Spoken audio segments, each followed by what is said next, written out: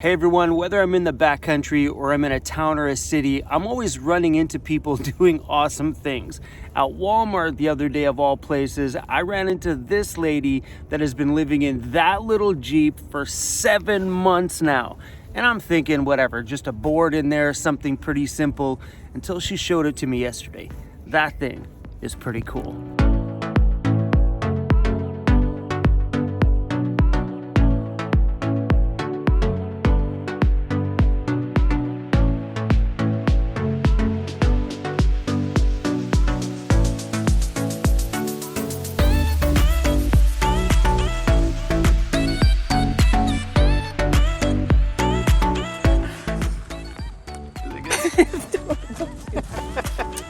Hi, my name's Sherry and I have a 2013 Jeep Wrangler that I have converted into a little home that I have been living in for 7 months now.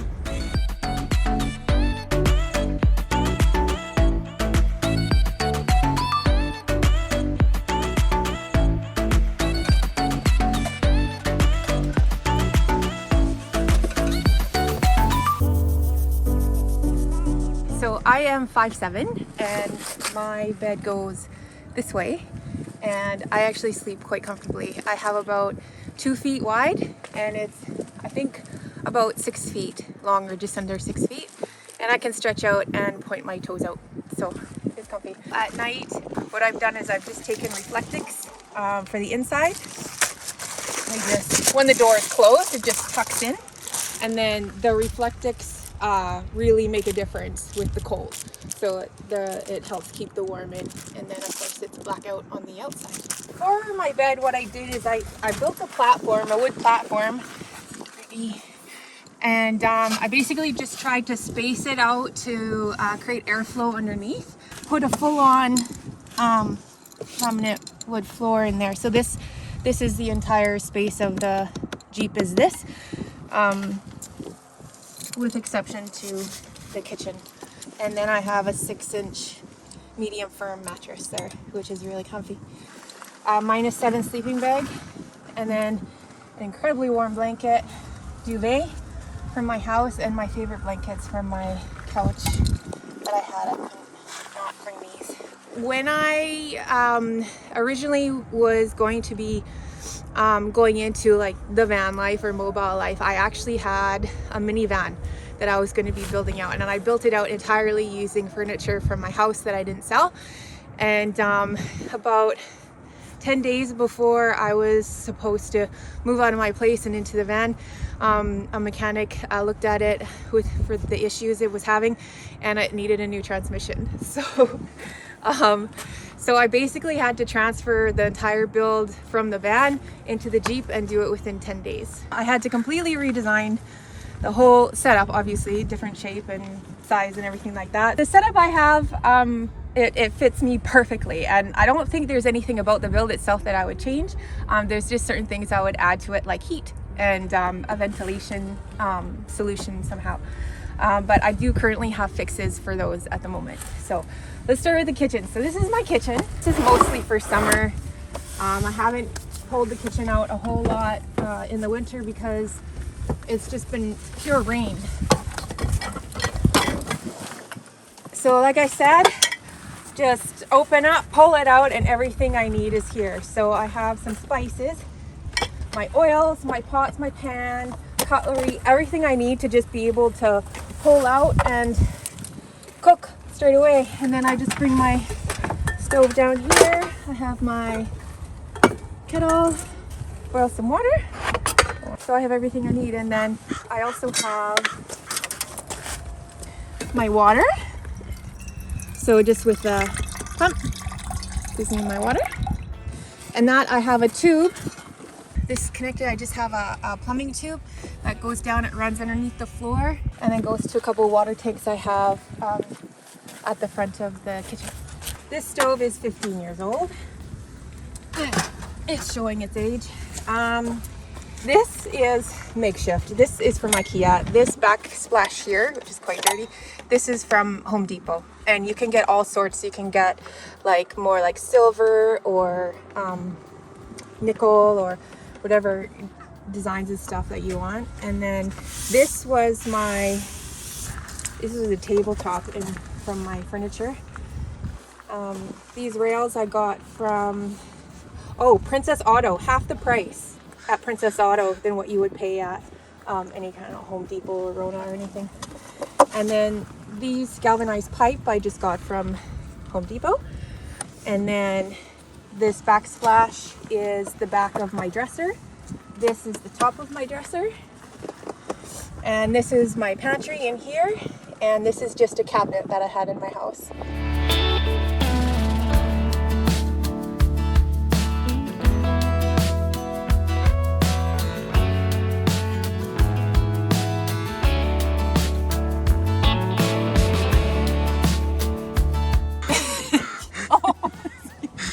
Jeep life. Totally doable. Jeep life.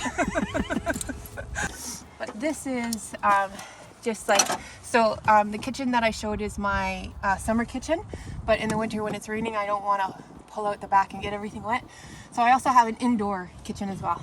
So I have double of everything I need: olive oil, coffee, salt and pepper, and then my thermos so I can boil water. To boil water I just do this. Voila. I have everything within reach, so I know where everything is. I only have so many sets of clothes with me, so I have them in clothing cubes, and I just have them stacked down here. So that's all I have for clothes. And then like technology type stuff I keep in this bin. Now these were all things that I had at home for keeping things cool in the winter. That's all I need. I do have an electric cooler down underneath next to the water, but in the winter I wasn't using it at all. All I used was this little cooler. And then I have my jackery. So this was a later addition, and I would have to say it's probably the best. It's made the biggest difference for me since living in here, because originally I had a power system set up in the passenger floor, and it took up the whole floor. So I had the battery and the inverter and the stuff, and then I wasn't getting any sun. I couldn't charge it, and then I was just finding myself without power. So I needed something that was simple and that I could charge no matter what, 3 different ways. And so I got the jackery, and I can plug my lights in, and it's actually my light switch too. So it's just like a button. I press a button and I got my lights, and then I can charge all my devices, and then I can also have it running hooked up to my 12 volts. So anytime I'm driving, it charges the battery. You can see I'm at 98%, and it's very rare that I'm below 96%. When I was out in the backcountry, I could charge my laptop computer about 3 times fully with the jackery.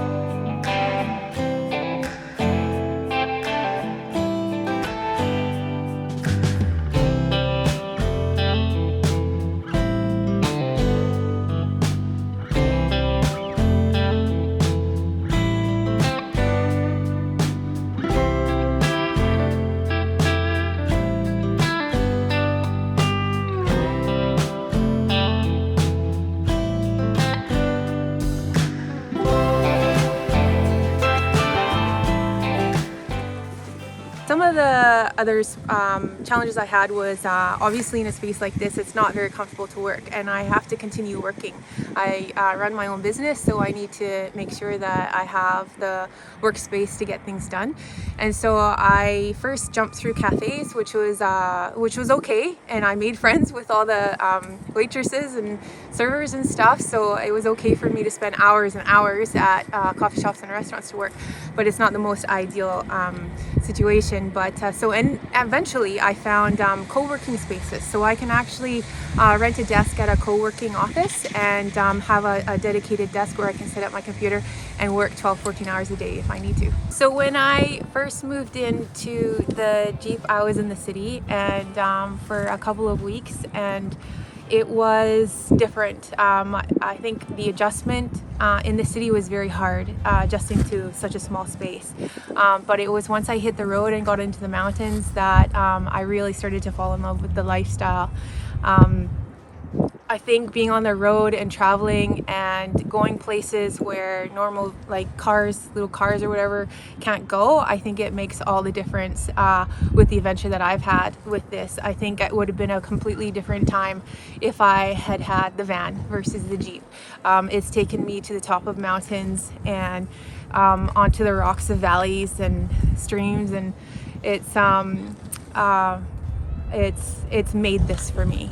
I left Edmonton and I went through the Alberta Rocky Mountains, which is my favorite place in the world. I love to spend time there, so I got to go to some places that I hadn't gone there, and then I traveled down south through BC and again went to a whole bunch of places I never knew existed. I found little gem areas that aren't advertised, that you wouldn't even know existed. Nobody knows. It's the locals know, and that's it. And you find these gem spots and it just blows your mind. You pull up, you maybe stay the night, or you spend an hour or two or half a day or whatever, and I don't know, I just found most of the time I was just sitting there in awe and disbelief that that this was my life. One of my favorite spots is, and I don't want to say too much about it because I don't really want anybody to know about it, but it's a smaller town down south of BC, and I can make it in my Jeep to the mountaintop and have a fire and camp out there, and it's like you have the whole world to yourself. And so that would be my favorite. For exploring and like really exploring and not knowing what you're gonna find every day and stuff, once I made it to the island, it was just explore central.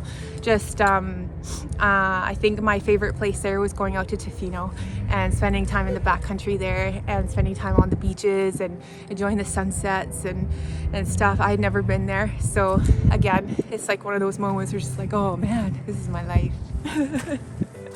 I haven't had any bad experiences. You know, other than the initial adjustment, moving into the small space and getting used to the things that I need to do on a daily basis in order to maintain my home and have everything I need every day. That adjustment took actually a while. It didn't happen overnight. But I think the biggest adjustment for me happened when I got onto the island and I was in an area where van life wasn't necessarily welcome. And I got a lot of bad looks and stuff, and it just really I had to get over it. I had to not worry about what people thought of me and stuff, but I think that was the biggest challenge for me. But it challenged me personally, which is kind of the whole point of doing something like this, because it really does, it challenges you to grow mentally, emotionally, spiritually. I have in all three areas. You know, my decision to do something like this was based on taking a step in faith, that I could free myself of the things in my life and the comforts, and that I would be okay, and that no matter what, even if I didn't know what the next day was going to bring, I would be provided for. I have one more question. When all this is done and you get back home, when are you going back? Well, I have to go back soon. Like how soon? Like a couple weeks soon? Yeah, like 2 weeks. Are you taking everything out of the Jeep and calling it quits and shutting the door and going back to regular stuff, or are you going to keep that all in there? Yeah, I'll probably keep it. Heck yeah. How can they find you on social media? Tiny House Jeep on YouTube. Nice.